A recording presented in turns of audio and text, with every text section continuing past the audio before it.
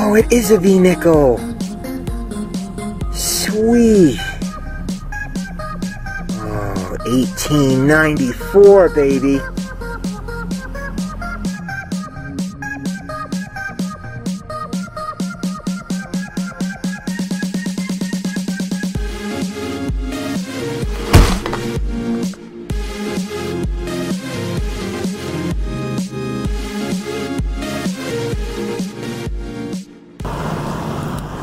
Well, I was supposed to go back to the 1876 farm today, and I just had this weird, wonderful opportunity to just drop right into my lap to hunt a 1741 home site, which would be the oldest home site I've ever been on. So I got really excited, and I texted the farmers at the farm and just basically said, hey, I don't think I'm going to make it today, and I told them about the opportunity that I had, and they were cool with it, and they did say that I could come back some other time.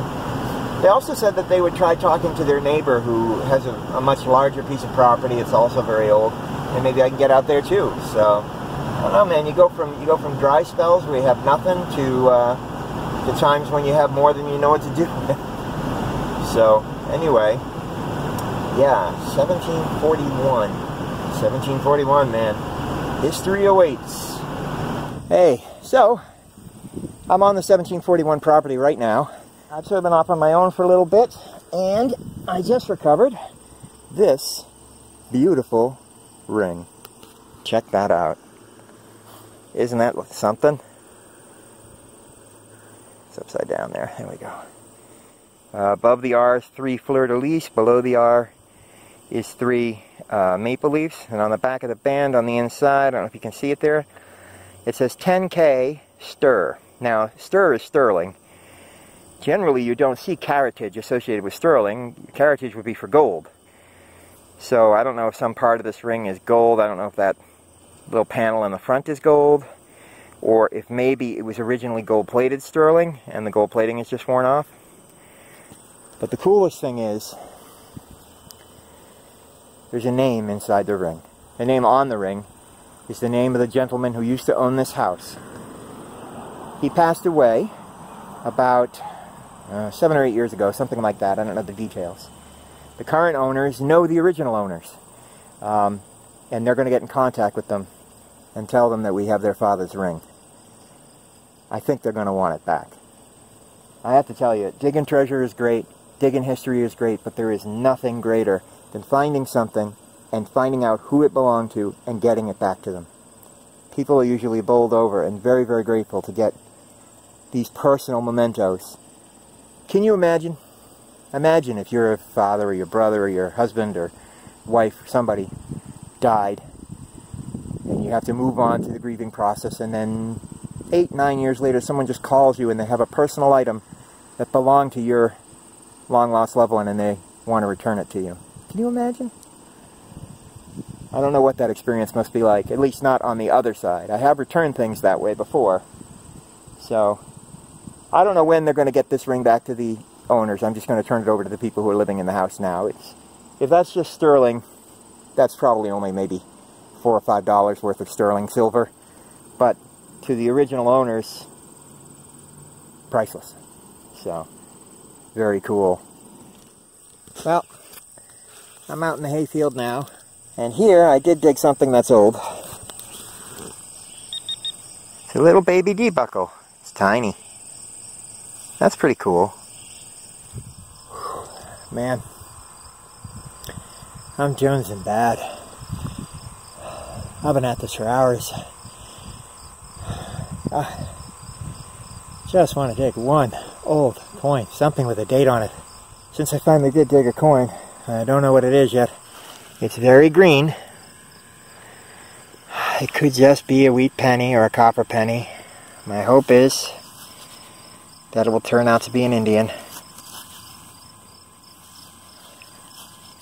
That's really crusted on there, though. I'm going to have to toothpick it. It is a 1961 memorial penny. Not even a weedy. That was like 6.5, 7 inches down. Hey man, just me and the chickens. I did finally dig something that I'm pretty sure dates to like the 1940s. And I thought maybe you would find it cool. Here, have a look. It's a toy tractor. It's made of some fairly heavy metal. I don't think it's lead, but it's kind of cool. Still has a little bit of the original red paint on it. I would guess, you know, that it would be like a Tootsie toy, but there's no maker's mark on it, so I can't tell for sure. But that's pretty cool, huh? I'm going to give this to the homeowner's kid. Seems like a nice guy. He seemed to be having a lot of fun today. And, you can have a little memento of the day. Sun is setting, and it's been a very long, very hard day. Just haven't really had much luck. That's the way it goes sometimes. Sometimes you get a piece of property, the house is old, but the land has been turned over, bulldozed, you know. It just happens that way sometimes. You know, this property is 247 years old. That's a long time. And, you know, not all that surprising that somewhere in that time frame someone would have, you know, torn up the lawn, retilled it. I've since found out that the previous owners were in construction and landscaping, and they did a lot of things with the property, so that would probably explain a lot. However, I did just dig something that I think qualifies as an artifact, and this is one of the best kinds of artifacts. I have no idea what it is at all. Check it out. You tell me, man, I just work here. There's some lovely embossing on it, lots of nice patterning. It's like scales on that part, see? Leaves and flowers on that part. And there's a screw on that end. And the other side looks pretty much the same. May have been painted white at one time. But I have no idea what that is. When I get it home, I'll try cleaning it up. Maybe I might even tumble it and see if I can get some writing off. No, I better not tumble it. I'll just clean it up. See if I can get some writing off of it, find a patent date, something that'll help me pin it down. But that's pretty sweet. This thing is a curious little item. This is called a sewing bird. I noticed there were little feathers on here, and I was like, boy, that looks bird-like. And you can see that this little screw still turns a little bit. So obviously it's meant to clip on something about that thick. That's to clip on the side of a table, a sewing table. And what was up here was the body of a little bird with a spring in the back. And you could pinch the bird's tail and its mouth would open. And you could put a piece of fabric in its mouth and then release the tail and it would hold the fabric for you. So that this would be clamped onto a desk and you would have the fabric in your hands and you could be over here sewing it and the sewing bird would help you hold it straight. It was also called the third hand. These were originally patented in the 1850s. So this would date somewhere in the mid to late 1800s. So this is actually a relic, a real old item, apart from the little D-buckle, the only old item we found yesterday. But that's really cool. Like the harmonica reed, this connects with someone's art. You know, some seamstress or a lady of the house who was, whatever, you know, fixing petticoats or patching trousers, would have used something like this. There also would have been a little platform here with a pin cushion on it. You put your pins in it while you're working. I have found this exact design, so I'll inset some pictures of what it would look like when it was new. That's pretty cool, huh? Whew, well, this has been a long day. I had a couple of interesting finds, which you've already seen, but we'll recap them real quick.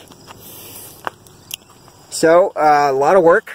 Lots and lots of work today. Plenty of junk, a lot of modern stuff, a couple of old things. This that there is a piece of sheet lead right there. Most of it's modern junk. And then over here we have some modern clad. We've got $1 in quarters, 30 cents in dimes, $1.35, $1.40, $1.41. Not even a wheat penny. So nothing old. The oldest coin, the 1961 penny.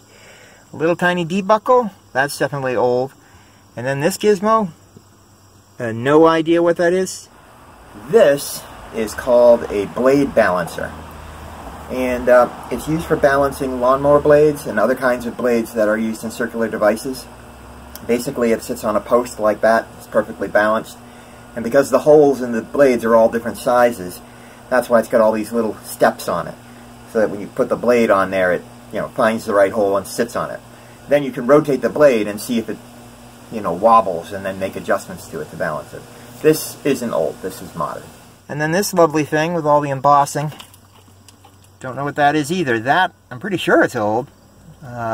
Just because of all that embossing. It sure looks old. And then a golf ball.